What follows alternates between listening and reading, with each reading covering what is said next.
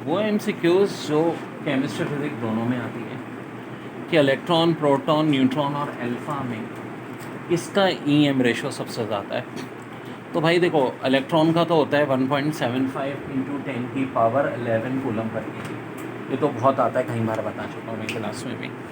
Proton के लिए हमें पता है कि भाई प्रोटॉन का चार्ज 1.6 इंटू 10⁻19 और जो मास है 1.67। अगर फ़र्ज़ करो इन दोनों को हम काट दें और -27 इधर ले जाएं तो 10⁸ coulomb per KG. Of course electron से कम ही होगा, लेकिन बच्चों बिल्कुल एक्यूरेट वैल्यू वैसे जो होती है वही होती है 9.67 इंटू 10⁻7। ऑफ कोर्स यही हो गई अप्रॉक्सीमेटली। अच्छा, बहरहाल एक्यूरेट याद कर लें तो बहुत अच्छी बात है, नहीं तो आप निकाल सकते हैं पेपर में ऐसे। न्यूट्रॉन की क्या होगी? ज़ीरो, क्योंकि चार्ज ही नहीं। ठीक है, अब आ जाओ अल्फ़ा की। अल्फ़ा का मतलब होता है 2 प्रोटॉन और 2 न्यूट्रॉन। तो अल्फ़ा का चार्ज जो है प्रोटॉन के चार्ज से डबल होता है, मास 4 टाइम्स होता है। तो अगर 2 और 4 को काट दो तो इसका मतलब है इसको 2 से डिवाइड कर दो। किसको? प्रोटॉन के चार्ज को। मैंने भी कहा 10⁸ को हम कैसे लिख सकते हैं? 10 इंटू 10⁻7 2 से डिवाइड कर दो तो अप्रॉक्सीमेटली ये आएगा 5 इंटू 10⁻7। वैसे एक्यूरेट वैल्यू जो अल्फ़ा की होती है ईएम, वो ये वाली होती है 4.82 इंटू 10⁻7। तो एक बात तो तय है कि सबसे ज़्यादा ईएम रेशो किसका होता है बच्चों? हमेशा इलेक्ट्रॉन का। फिर उसके बाद किसका होता है? प्रोटॉन का।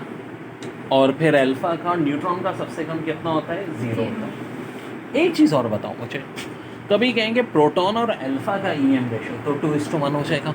अभी तो देखा है यार, प्रोटॉन का क्या होगा? डबल होगा अल्फ़ा से। ठीक है, तो अल्फ़ा से क्या होगा? डबल होगा। ठीक है, एक्यूरेट से देखो और अप्रॉक्सीमेट से देखो, दोनों सूरत में। तो प्रोटॉन और अल्फ़ा का ईएम रेशो अगर पूछें तो 2:1। और इस एमसीक्यूज़ का आंसर क्या था? इलेक्ट्रॉन। हाँ, अगर पूछें सबसे कम तो किसका होगा? ऑफ कोर्स न्यूट्रॉन का, 0, जो माइनस में तो होने से ना, तो 0 न्यूट्रॉन का। Very very important, physics chemistry दोनों में बार बार आ रही है। सवाल जो NAD Karachi university II nurse Ghulam Khan, बात ये कि हर यूनिवर्सिटी के टेस्ट में आता है। TV set having a power rating of 200 vote operate for 5 hours a day.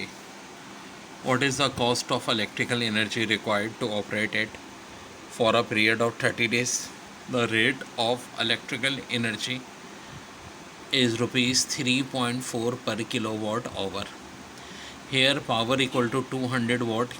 अब 200 को हम देखो, अब सोल्यूशन करना है। ठीक है यार, ज़रा ध्यान से देखो दिया हुआ क्या क्या है।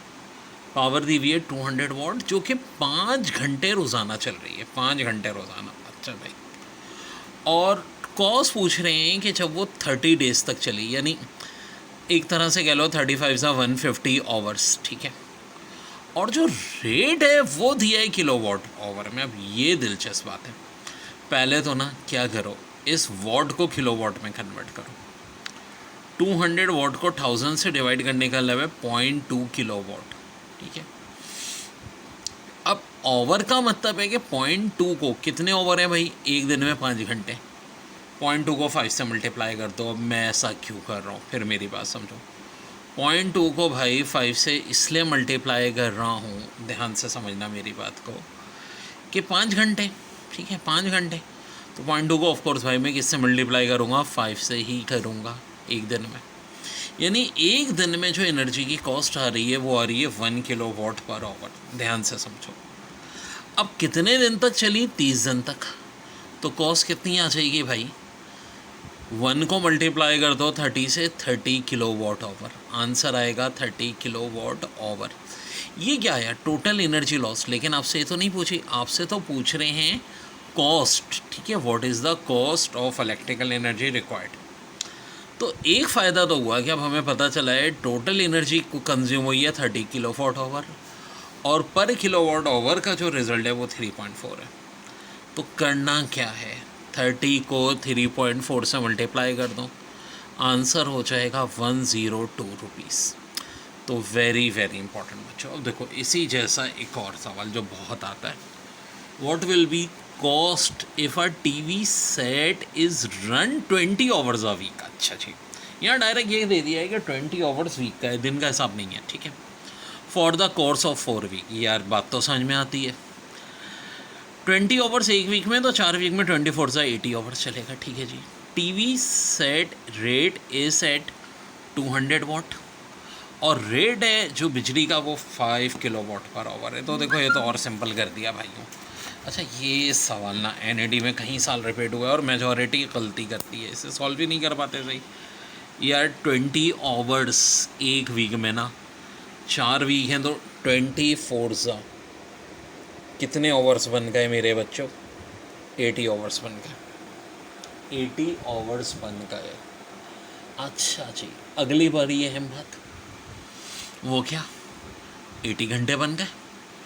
अब क्या कह रहे हैं, ये जो रेट है इसका 200 वाट है। अच्छा, 200 को अगर मैं कन्वर्ट करूं तो 1000 से डिवाइड करना पड़ेगा किलो वाट में ना, यहाँ भी देखो जो किलो वाट पर आवर दे रहे हैं। अच्छा जी, और यूनिट कितना कंज्यूम हो रहा है? पर यूनिट 5 हो रहा है। तो ये तो और आसान है यार, 200 अपॉन 1000 कन्वर्ट करें, मल्टीप्लाई करें, टोटल आवर्स कितने बन रहे हैं भाई? 80 आवर्स बन रहे हैं, और मल्टीप्लाई फिर किससे करते हैं? 5 से करते हैं। तो ये 2 0 कैंसिल, 2 5 10 कैंसिल, आंसर 80 रुपीज़। जी हाँ, इसका आंसर 80 रुपीज़ यूनिट था और मेजॉरिटी ने गलत किया था। फिर देख लो भाई ध्यान से, 20 घंटे एक वीक में, तो 4 वीक में कितने हो गए? 80 घंटे। रेट कितना है? 5 किलो वाट आवर का, और वाट 200 दिए हैं, ठीक है। जो यानी आपसे कह रहे हैं कि भाई ये 200 वाट है, तो किलो वाट में 1000 से डिवाइड करेंगे, तो टोटल बिजली का बिल आएगा 80 रुपीज़, ठीक है जनाब।